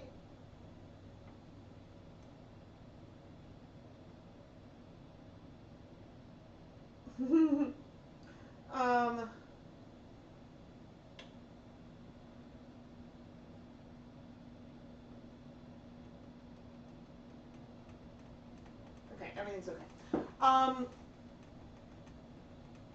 I completely lost my train of thought. That's embarrassing. But yeah, I know people are getting their dyes, and so I wanted to like see if we could see a little bit more information. But it does seem like everything's going in, and that's pretty cool. That's really cool.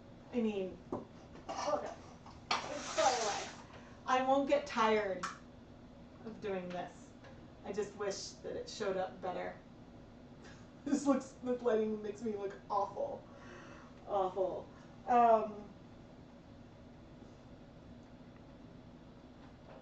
There, because there needs to be a point where like, just from the light here, that I've got Vivid Violet and Aquatropic on either side of Blacklight Blue. And because like at some point if I push the light close, then it's going to be blown out because there's light on it, right? It's overexposed. So I have to find like the balance with it. But anyway, I don't think I've ever shown this. This is my clamp light. You can get these at Home Depot. They do clip onto things, but I typically use them as a handheld light because I found that with the black lights I want to like show, but sometimes some of them rattle a little bit. And then the light bulb in here, this is an LED black light. I'm seeing spots right now. I don't know much about it. I probably found it at like Target or something. I don't think I ordered it on Amazon. If I did, I would share. But I had, there was a point where I lost my black light because I have multiple of these clamps because I used them way like 9 years ago for a photography thing. And so I lost my black light and then I got this one and this one's better. And so I use that one now. But yeah. I'm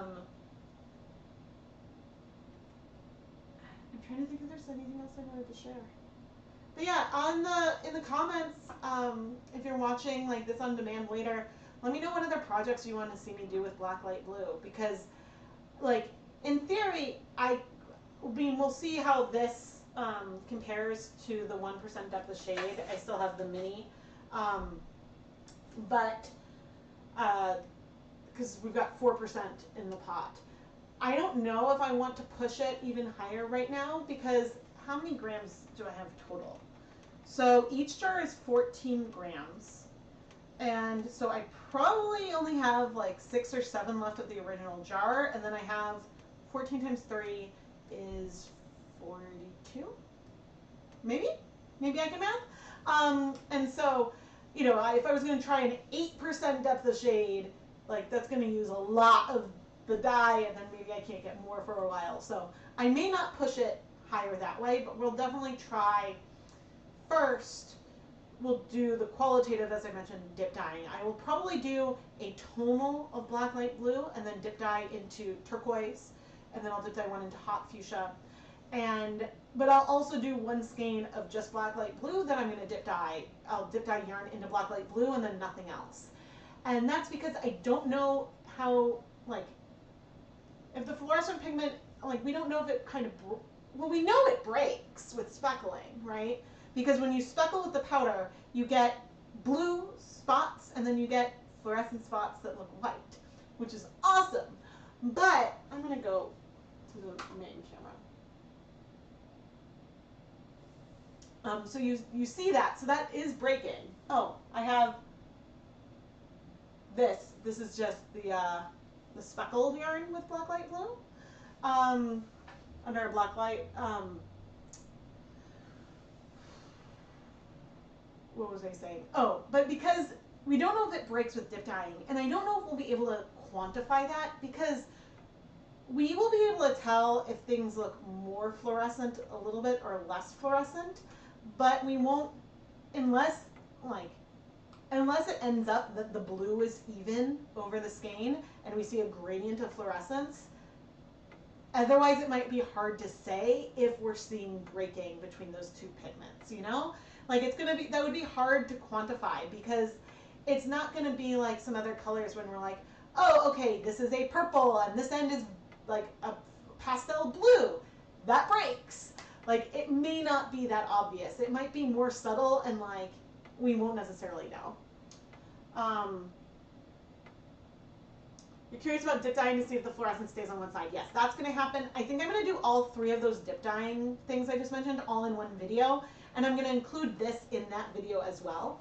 I don't know if the first look at the 8 new colors is going to come out first, or if that will come out first. It depends on like where I am editing wise. I've already edited my first look the first time I swatched all 8 colors, so you can see my first reaction to those, but that didn't have my very first reaction to Blacklight Blue, but it was this, I filmed it at the same time as the other one. So yes, for sure. And then as I see, and breaking all the other new colors, I think of the other new colors, the only one that I think, okay, that's not true. There's 2 that I think break. Vivid Violet and Aquatropic. I don't know if they'll break with dip dyeing, but those are the 2 that seem like they break. The others seem more sort of easygoing. but I'm gonna pull up my notepad. I'm gonna write these down.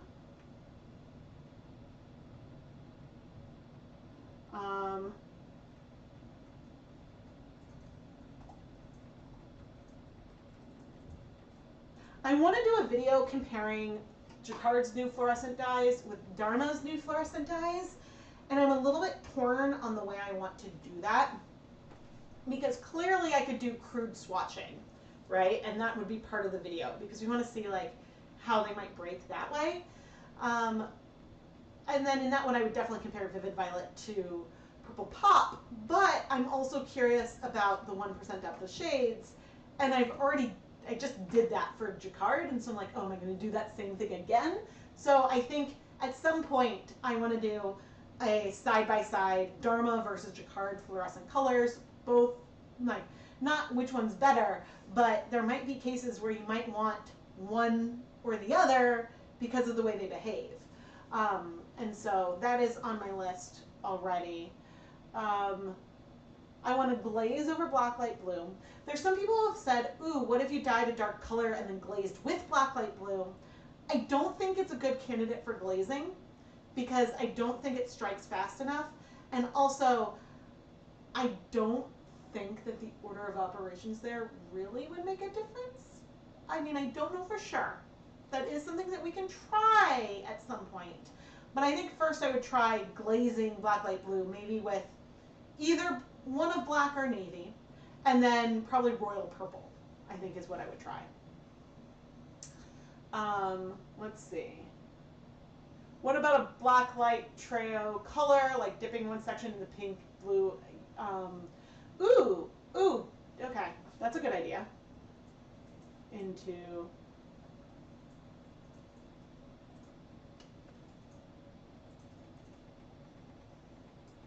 that would be fun. That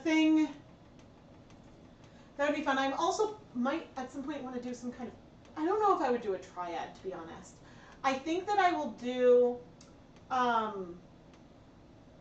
after the dip dyeing video, then I wouldn't do it all as one video because I think that it would get really long. But I think that I would do a more quantitative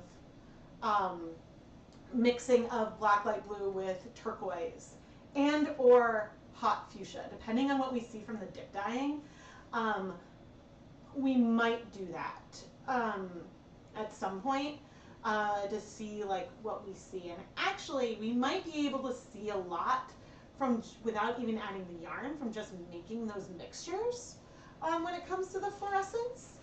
So that might be something we can look at there, but at some point it would be worth, and I mean, I think that I'm going to have to dilute the turquoise and the pink a lot, and so that's something that I need to figure out before starting with. And let's see, the crocodile green won't break. I don't know. When I looked at it, I don't think I had an obvious, oh, this breaks, or oh, this doesn't. I don't think that I don't remember having a recollection on that one. Certainly it doesn't break like avocado breaks, but it might break like forest green breaks where you get like rogue bright speckles in there. So that I don't know. But it's more green, I think, than forest green. Forest green feels a little bit more blue. Forest green? I'm blanking on names right now. You'd love a fluorescent gradient, yellow, green, blue, or just green, blue. Yeah, and a gorgeous neon teal in the middle. I am super curious about that as well because, oh no, that wasn't done. I did do a triad, didn't I? With fluorescent, lemon, orange, and safety orange, and fluorescent fuchsia, I think. No, not with the orange. With frozen or with Caribbean blue. I think I did something like that.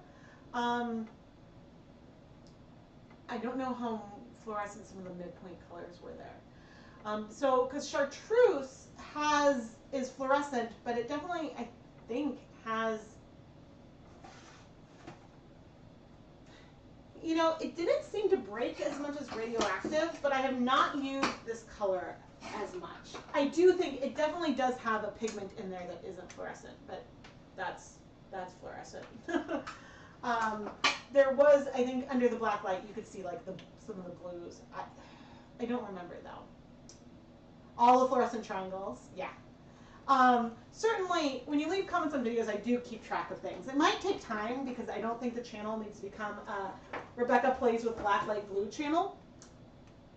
I'm going to try to not have every new video I film feature the color. Because I do try to have some variety in what I'm using. But yeah, I'm absolutely 100% open to suggestions. Let's go see.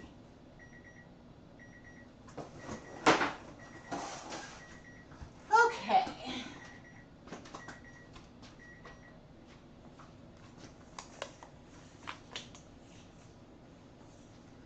My poor guy is on high. And you know, here's something I can say. We haven't hit temp yet. Because I have it heating on high, and there's a little light here. That if I were to reduce it, if I reduce it to like a 4, the little light that says ready comes on. So it's not as hot as it could be yet. That's mostly clear. That's mostly clear. But yeah, the other reason why I wanted to get the video out is, well, this was still called electric blue. Oh, I didn't tell that story yet. Okay. I don't think I'm seeing much of fluorescence left in the water, but we're seeing it in the yarn. So that's cool. I will give it more time. It has almost cleared. But this is because of the slow heat. But I haven't talked about the name change.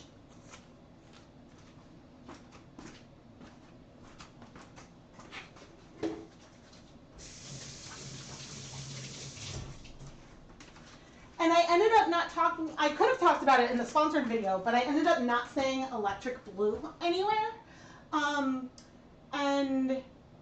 But yeah, I'm allowed to share the story. So the original color of this blue was electric blue.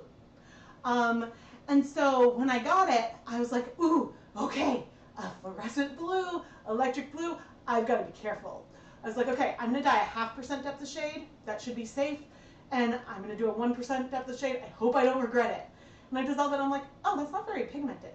And I put the yarn in, and I'm like, oh, that's not very, like, bright. For a color called electric blue, I expected, like, bam! I expected to see, like, a neon blue. And, I mean, it is, like, fluorescent. Because, again, like, it's got blue with a colorless fluorescent acid dye pigment, and it's that blend. And so that was some of the feedback that I gave, and they suggested, like, oh, what do you think about these other potential names? And I was like, I really like the name Blacklight Blue, because I think that both definitely evokes that it's gonna glow, but then the blue color that you get, is it gonna show, is almost similar to like the blue, you can see like a blue cast, like the pale blue cast that you might get on white. Is that going to do anything? No. It's not going to show. You get a pale blue cast on things when you use a black light. And so that, I was like, that evokes like, that it's a pale, soft blue, but then it glows. And so I thought that was a really, really cool name. And so it's fun that like, I didn't come up with that name, so I didn't name it, but I did when they suggested other things. I was like, ooh, I really like that name. Because I was afraid also that if they just called it fluorescent blue, people then also would expect a neon, like pigmented color. And the blue is very neon in, like when you use it in dry powder applications. So once you get that blue concentration up, you get a neon blue color. It's just, you know, at similar depths of shade.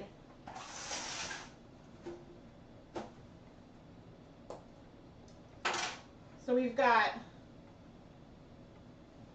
you know, these guys are all at a 1% depth of shade, and these are all nice and fluorescent. The pink, oh dear. Maybe I can hold it like, nope, that's not going to show. Ooh, it's a clamp light. Can I clamp you on here? Will it stay? Okay, so we've got our fluorescent colors. Ta-da! And then we've got Blacklight blue. Blacklight blue is also fluorescent. And then let's have something that isn't next to it. Okay, this is the magenta. So just so you can see, magenta is not fluorescent. So these guys are all fluorescent, beautiful. Hey, that worked. But under natural light, the blue does not look nearly as pigmented as the rest of the colors. And so to feel like a fluorescent rainbow, you want that blue to be much, much darker. And so when this yarn is dry, I'll put it next to these colors and we'll see if it feels like it stands up a little bit more. The fluorescent red, I didn't ask about the optimal depth of shade.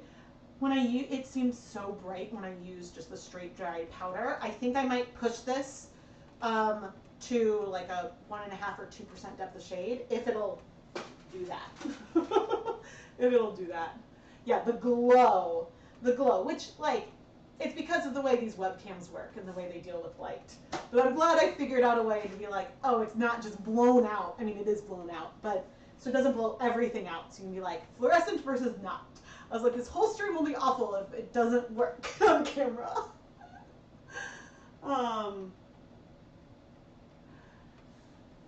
So I don't know if mine is older, and I think it does fine. It heats up faster and is fine if what is already on it is already hot. I think that that is the problem that I have with mine. It's good at maintaining the temperature, but heating it up just takes forever. But it's more fun and easier for me to set things up with the hot plate on. Oh,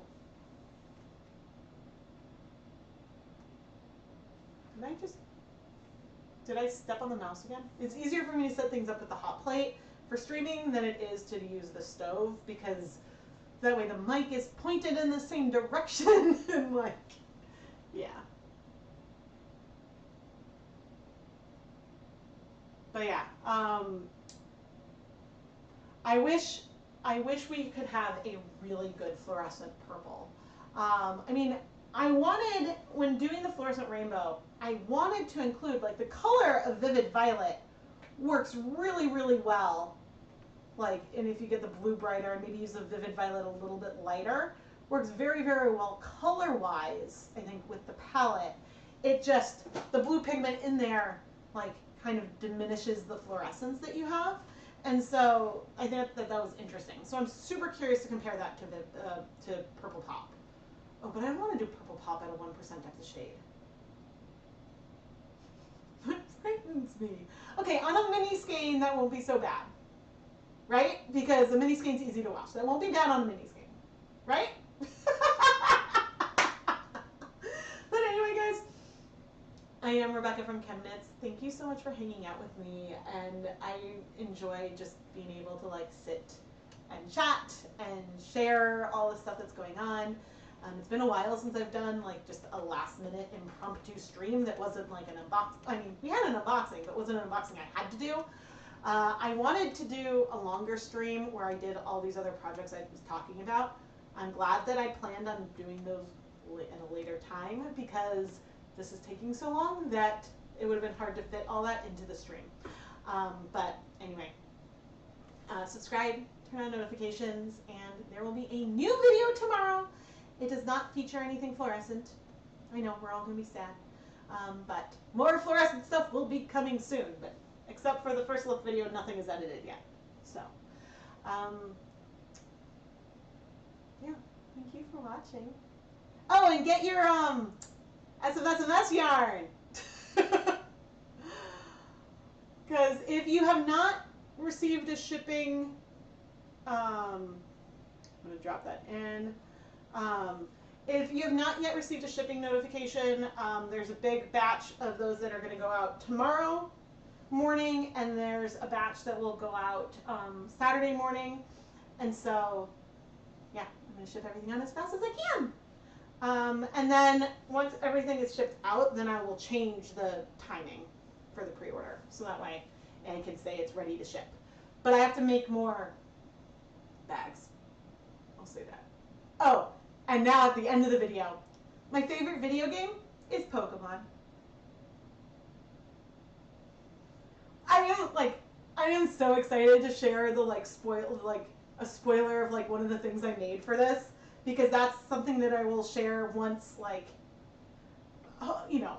will probably share, I'll make a reel or something that'll be hey, there's spoilers, and hopefully it won't show the spoiler if it hovers over. I'm going to try to do keep watching for a spoiler, keep watching for a spoiler, and then show the spoiler at first. I am so excited. I showed my brother, who is a gamer, but not a yarn person, and he thought it was awesome. So I've been holding this in for so long. You figured it was Pokemon? Yeah. But, and the nice thing, there's so many, there's just so many colors. And so my kids thought the whole thing was really fun. They helped me sort some of the labels that I made. And they're oh, so now they're running around saying things like 7525 SWDK or yarn mop. And so then they have I'll put it in the vlog, but it's a clip of them singing yarn mop. I don't know, they made up some tune with yarn mop as they're sorting the labels. And I was like, hey guys, if you help me, do you want me to pay you with money or video game tickets? And they picked video game tickets. We for them going to bed easily, they can earn screen time tickets that they can use, which they get access to other screen time, but it's a huge motivator for them to go to bed and not be loud. But yeah, the colors are inspired by Pokemon, and the extras are also inspired. The extras are more, some of the extras are more directly Pokemon related, but also there's a little bit of just video game, and there's an extra that's more video game generic. But yeah, I did some Pokemon stuff. I'm so excited. I'm realizing oh, I might need to turn one of the things into a shirt just for me. I might do that. I might make myself a shirt. But I'm so excited, and I don't think any of them have been delivered yet, but yeah. I mean, I would say please don't share spoilers of the yarn on social media, but you can share spoilers of your packaging. I have no problem with that. Yeah. Okay, I'm gonna go. Gonna go and figure out what else I'm gonna do today. Well, besides go make shipping lists. So, thank you all so much for watching, and I'll chat with you soon. Bye!